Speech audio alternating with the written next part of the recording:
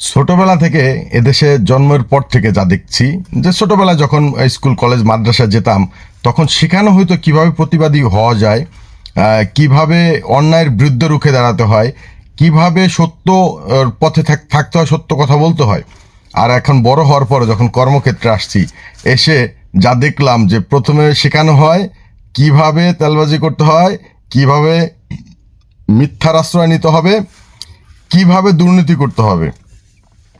রাজনীতিবিদদের যখন দেখি তখন এটাও তারা শিখায় আমাদেরকে যে কিভাবে মিথ্যাকে সত্য করতে হবে, কিভাবে তেলবাজি করতে হবে। ভাই, আপনি যে তেলবাজি করেন সেটা আমরা জানি ভাই, আমরা দেখলেই বুঝি আপনার আচরণ। মানে আপনি রাজনীতি করতেছেন, ওইখানে যে তেলবাজি করতেছেন সেটা আমরা জনগণ এখানে বুঝি না, এরকমটা পাইবেন না। একবার নিজের বিবেকটাকে জনগণের এখানে দাঁড় করে যাতে রাজনীতি করেন, সোজা হয়ে যাবে নটো। এখন মনে করেন এই সমস্ত বিষয় এ, মানে অনেক কিছু শিখতেছি যে কিভাবে তেলবাজি করা হয়। তাহলে ছোটবেলায় যেগুলি পড়ছি এগুলি তো অযথা মিথ্যা। যেমন দেখেন স্কুলের সাথে লেখা ছিল শিক্ষার জন্য আসো, সেবার জন্য বেরিয়ে যাও, মানে শিক্ষিত লোকগুলি সেবা করবে। আর এখন যা দেখতেছি যে শিক্ষিত লোকের সেবা করতেছে অশিক্ষিত লোকগুলি। মানে ব্যাপারটা মানে সত্য, এটা এটা কিন্তু কোনো ফাজলামি না। এবং দেখেন জেলখানার ভিতরে লেখা থাকতো যে কি রাখিব নিরাপদ, দেখাবো আলোর পথ। এখন বর্তমানে যা দেখতেছি যে যে যে যতবার জেল খাটবে তার তত নাম কাম বাড়ে। আগে একটা মানুষের নামে মামলা হইলে গ্রামে বেশিরভাগ করে তার বংশের পরিচয় হারাইতো, মানে তার মান সম্মান চলে যেত। আর এখন যে যত জেল খাটতেছে সে তত বড় নেতা হইতেছে। তো ভাই এটা কি তাহলে? ছোটবেলা যা শিখলাম আর এই বড়বেলা যা শিখতেছি, কোনটা সঠিক আসলে, কোনটা ভাববো?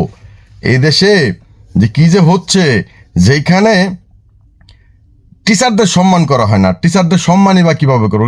অনেক টিচার আছে যাদেরকে সম্মানের উপযুক্ত তারা না, এটাও একটা কারণ। তো এই যে ব্যাপারগুলি আছে ভাই, এই দেশটাকে ভালোবাসতে শিখাবেন কোথায় আপনারা, যারা শিক্ষিত লোক আছেন, যারা টিচার আছেন, আমাদের স্যার মহোদয়রা আছেন, তারা কোথায় দেশকে ভালোবাসতে শিখাবেন? কোথায়? সেইটা না করে কিভাবে দুর্নীতি করতে হবে, কিভাবে তেলবাজি করতে হবে সেটা শিখান। আমি একজন ড্রাইভার হিসাবে আমি আমার বসকে যখন প্রতিবাদ করি, তার অন্যায়ের প্রতিবাদ করি, তখন সে আমার পাশা রাতে বের করে দেয়, কারণ আমি তার কাছে তেলবাজি করতে পারতেছি না। আবার যদি আমি তার কাছে তেলবাজি করি, তাহলে তার কাছে সবচেয়ে ভালো মানুষ আমি টাকাও বেশি পাবো, আমার মনে করেন যে সম্মান থাকবে না, কিন্তু আপনার মনে করেন অন্য অন্য সুযোগ সুবিধা সবই পাবো। এর তেলবাজির ফল। তাহলে ভাই কি লাভ ভাই? কর্পোরেট কালচারগুলি, যে কর্পোরেট যে অফিসগুলি আছে, যে এই মানে এক কথা কর্পোরেট কালচার, এখানে তেলবাজি শেখানো হয়। তাহলে আপনি শিক্ষা অর্জন করলেন, এত তো ডিগ্রি অর্জন করলেন, আপনি করে কর্পোরেট অফিসে গিয়ে একটা চাকরির জন্য আপনি তেলবাজি করতেছেন। ব্যাপারটা কেমন ভাই? আমার ভাই বুঝে আসে না ভাই। আমি ওই যে বললাম, আমি তো ভাই মানে ওই একাডেমিক শিক্ষা ছাড়া মানুষ, যে জন্য আমি আসলে আমার মাথায় আসে না যে এই কারণটা কি, যে শিক্ষা কখনো মানুষকে কি তেলবাজি শিখাইছে? তাহলে আপনি ছোটবেলা থেকে যে এত ডিগ্রি অর্জন করলেন, আপনি কি শিখলেন ভাই? বুঝলাম না। যেখানে তেলবাজি করা লাগবে, অন্যের হক ঠকাই খাইতে হবে, যেখানে ইসলামে মানে আমি যেটা ছোটবেলা থেকে শুনছি, বা এখনো যেটা আমার জানা মতো এটা হাদিস কোরআনও আছে, যে যেখানে বলা আছে যে শ্রমিকের শরীরের ঘাম শুকানোর আগে তার মানে মজুরি দিতে হবে।